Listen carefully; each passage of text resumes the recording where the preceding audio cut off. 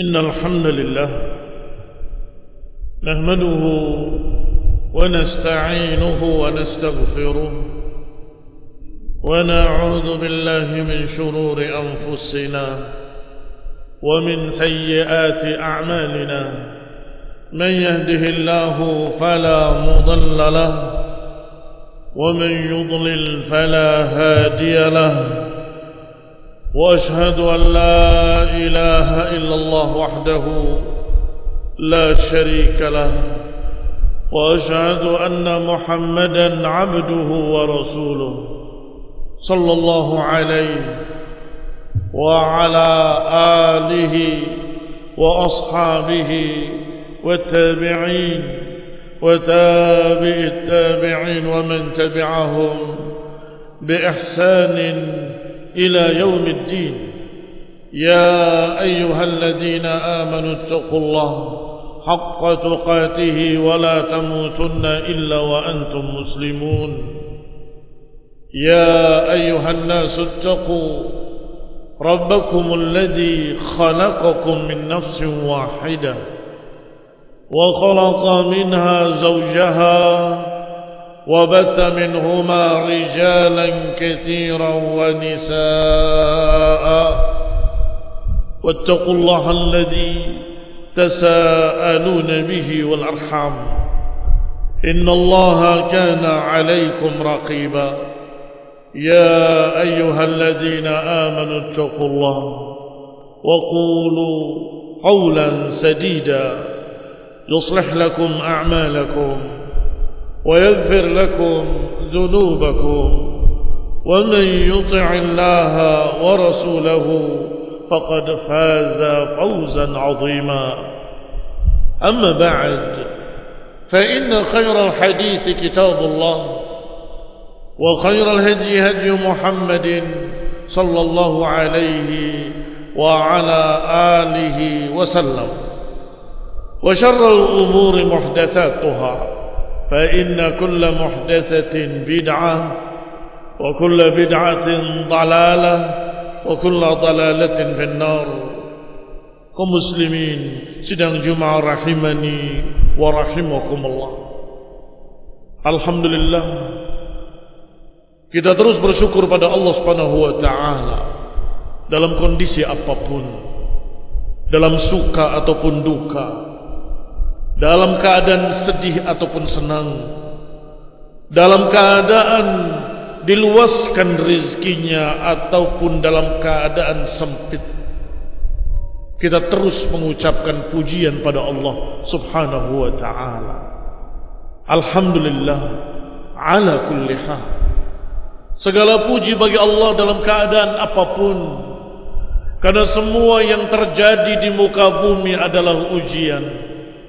Semua takdir yang Allah takdirkan adalah ibtila, ujian dari Allah Subhanahu wa ta'ala.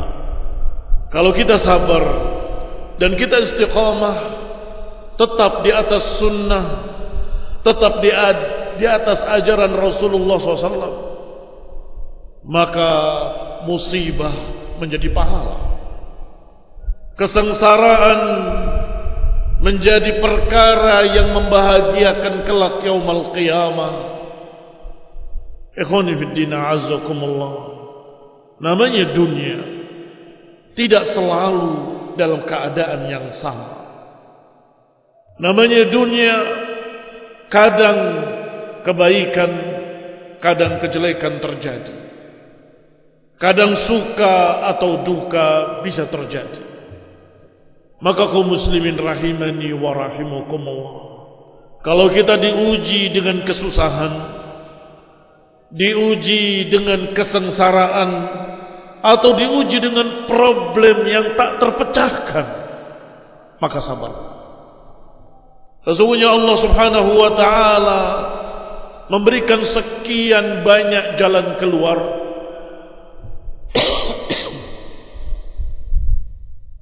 hati yang gelisah, hati yang susah, hati yang gundah gulana, jangan membawa kita kepada selain sunnah. Jangan membawa kita pada selain agama, selain zikrullah. Karena Allah Subhanahu wa taala berfirman, "Alladzina amanu wa tatma'innu qulubuhum bi dzikrillah." Ala bi dzikrillah tatma'innul qulub. Orang-orang yang beriman adalah orang-orang yang hatinya tentram dengan zikrullah. Ala bidzikrillah tatmainnul qulub.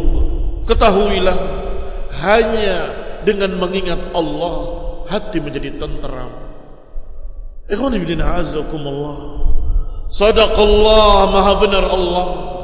Hanya dengan zikrullah, hanya dengan mengingat Allah dan apa yang Allah janjikan yaumul qiyamah, hanya dengan zikrullah dan mengingat apa yang Allah janjikan dari pahala yang besar dan jannah yang kekal di dalamnya selama-lamanya, kebahagiaan yang abadi yang tak pernah berhenti, niscaya seluruh musibah apapun di dunia tidak terasa. Sebesar apapun rasa sakit, kita akan kecil kalau dibandingkan dengan kekekalan di dalam surga selama-lamanya. Ikhwani fillah azakumullah, kaum muslimin rahimani wa rahimakumullah. Allah juga berfirman, "Alladzina amanu wa 'amilus salihati tuba lahum wa husna ma'ab." Orang-orang yang beriman dan beramal saleh, niscaya mereka akan mendapatkan tuba di dalam jannah. Pohon yang naungannya ditempuh 100 tahun perjalanan tidak selesai. Pohon di dalam jannah yang Allah persiapkan untuk penduduk surga. Itu satu makna. Dan tuba juga memiliki makna yang lain yang tidak bertentangan, yaitu kebahagiaan, kegembiraan di dalam jannah. Wa husna ma'ab, tempat kembali yang sangat baik bagi orang-orang yang beriman. Maka dengan mengingat Allah, dengan mengingat janji-janji Allah, dengan mengingat jannah, dengan mengingat pahala yang Allah persiapkan, maka niscaya ujian apapun yang kita hadapi di dunia akan terasa ringan. Kaum muslimin rahimani wa rahimakumullah. Allah juga berfirman, Allahu nazzala ahsanal hadits kitaban.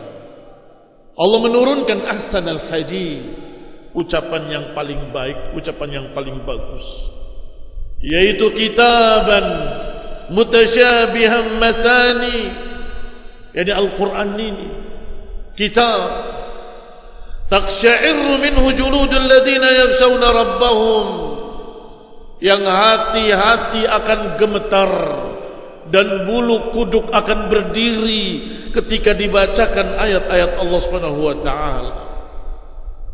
Hati siapa yang akan terpengaruh dengan ayat-ayat Allah?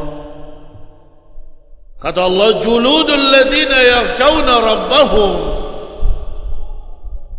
kulit-kulitnya, bulu kuduknya orang-orang yang memiliki rasa takut kepada Allah Subhanahu wa ta'ala, yang yakhshawna rabbahum, yang memiliki khasyah. Thumma talinu juluduhum wa qulubuhum, kemudian hati menjadi lunak, kemudian hati menjadi tenteram dengan zikir pada Allah Subhanahu wa ta'ala. Thumma talinu juluduhum wa qulubuhum ila dzikrillah. Ikhwani wa a'azakumullah, kaum muslimin rahimani wa rahimakumullah. Kata Ibnu Qayyim rahimahullah, obat akan mujarab bukan hanya pada unsur obatnya. Obat akan mujarab juga kalau orangnya cocok dengan obat tersebut. Sehingga Al-Quran adalah jelas obat. Allah sebutkan dalam beberapa ayat, syifa'un linnas, penyembuh bagi manusia. Tetapi apakah orangnya cocok dengan ayat Al-Quran?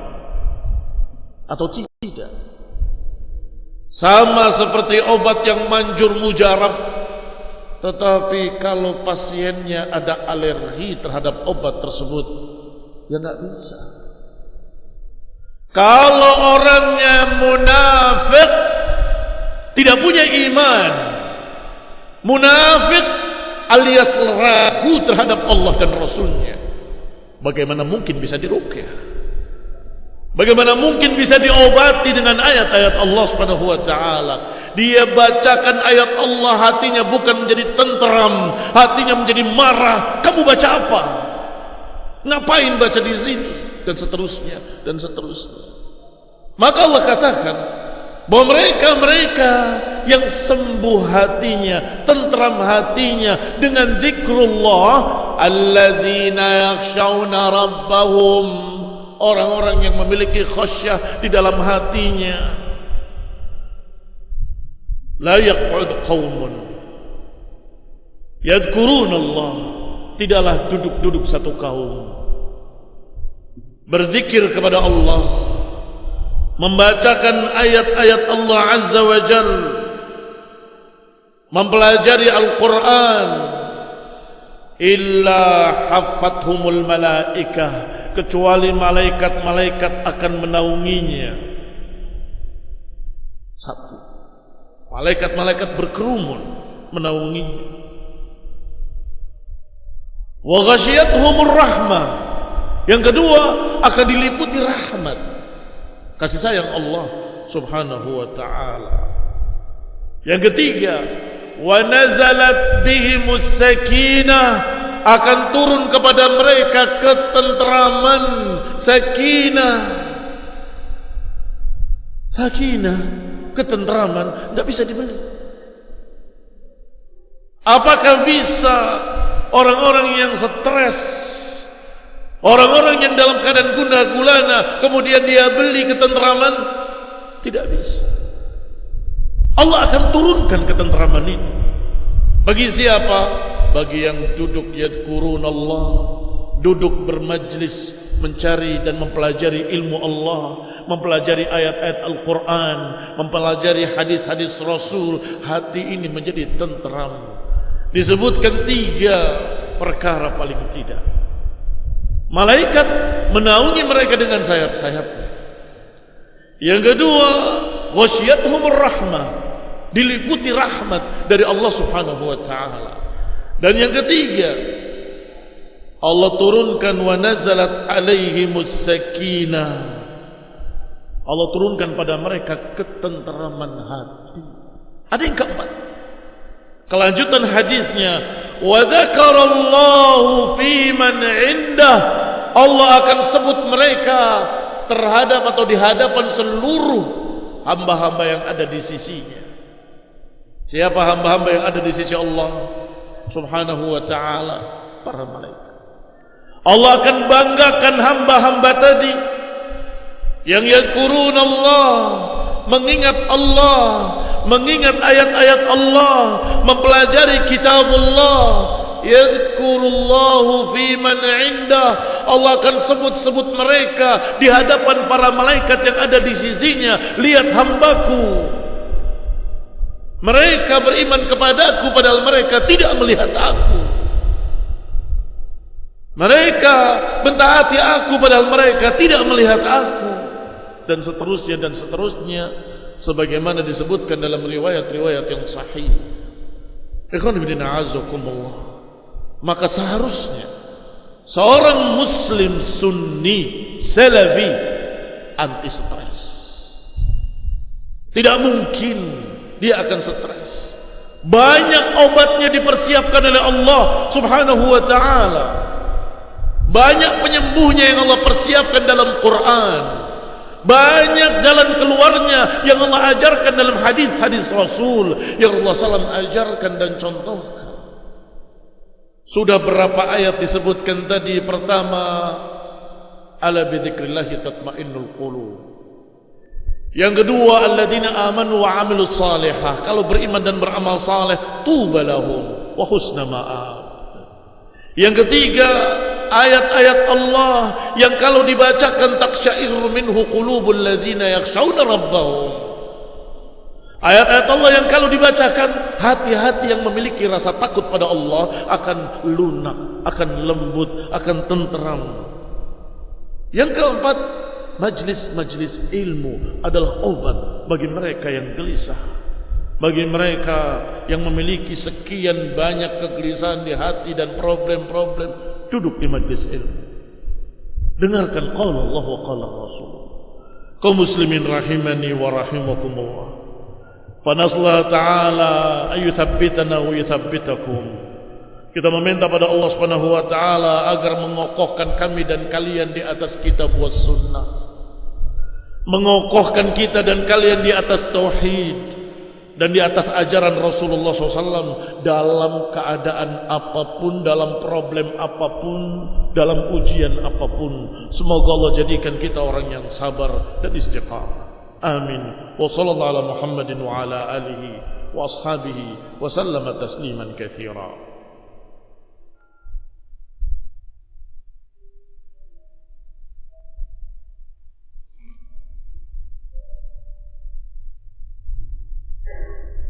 Alhamdulillah. Alhamdulillahilladzi hadana li hadza wa ma kunna linahtadiya laula an hadana Allah.